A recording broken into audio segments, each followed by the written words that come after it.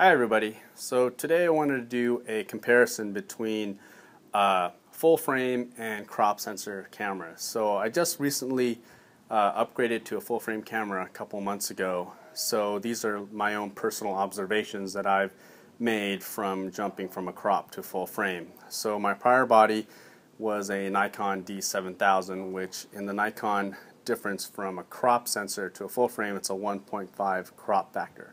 So right now I'm shooting with my Nikon D600 on my 70-200 lens and the D600, which is a full frame camera. So what I'm going to do is I'm going to switch out the body to my D7000. You can see the differences between how much frame size it takes up from going from a crop to full frame.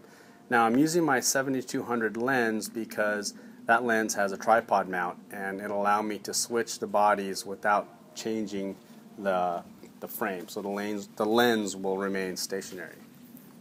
Okay, so now I've switched over to a crop sensor camera, my Nikon D7000, and you can see the difference. It's a lot tighter than a full frame camera. I'm still shooting with my 70-200 setting. I left all the settings the same. I'm shooting at 6.3 aperture, ISO 100 at a 60th of a second at 24 frames per second at full HD. And this is the change between full frame and crop.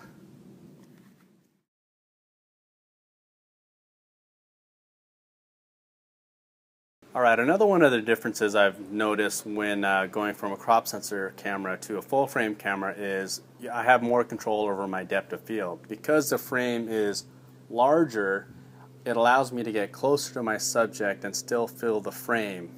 And one of the variables in controlling depth of field is your distance to your subject.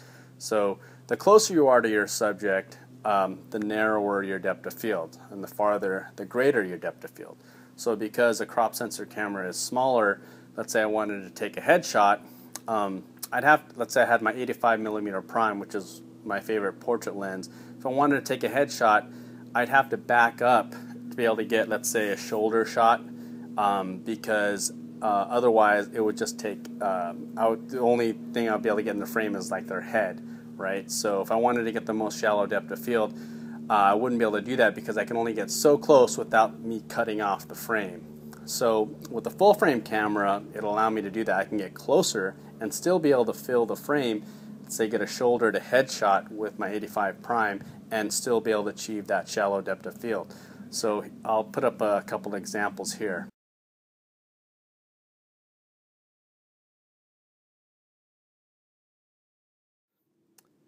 Another advantage that I've noticed from going from a full frame camera from a crop sensor camera is the low light ability. Because the sensor is twice the size of a crop sensor camera, the pixels are bigger, which allows you to get better low light capability. Especially now with the technology, the chips are getting better, the files are just cleaner at higher ISOs.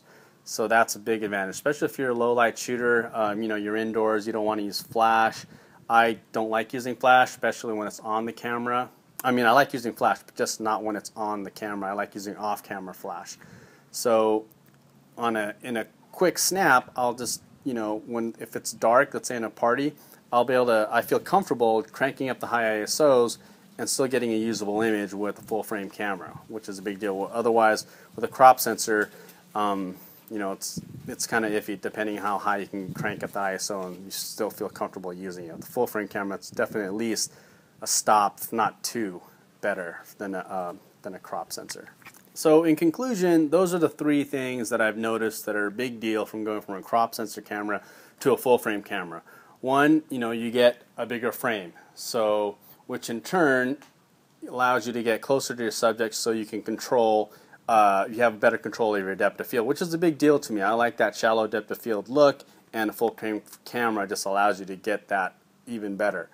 And three is low light. It's head and shoulders above a crop sensor as far as low light, especially the D600. It's right up there with the D4 and the D800 compared to low light. It's still a notch below, but for the price of what you're getting for the D600 compared to $1,000 more for the D800, and gosh, $4,000 more for the D4, it's a great camera.